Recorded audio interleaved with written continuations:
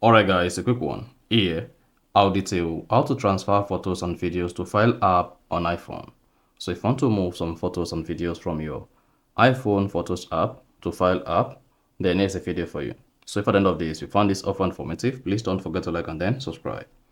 Now, to transfer photos and videos to Files app on iPhone, all you need to do is go ahead and open the Photos application. Once open the Photos app, go ahead and then select the photo you want to transfer to your File app by clicking on the select button at top right. So you'll be able to select multiple photos. So just go ahead, select the photos. And then if you have the video in here, go ahead and select the videos.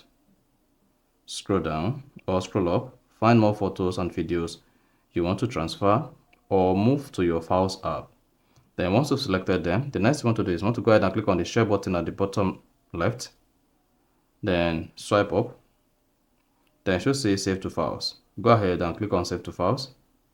Then once you selected save to files, you'll be prompted to select where you want to save the files. As you can see here, I have 6 items. Now you can give.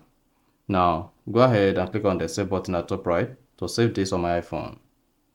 Once you hit the save button, just hang on while this file is moved to the Files app. Now go ahead and open the Files app on your iPhone. You can just search for files. Then once you open it, then you can now see it under recent. So once you open the Files app, you should see your moved photos and videos under recent. So you can just go ahead and open it. You see that? So that's exactly how you can easily move photos and videos from the photo gallery to your Files app.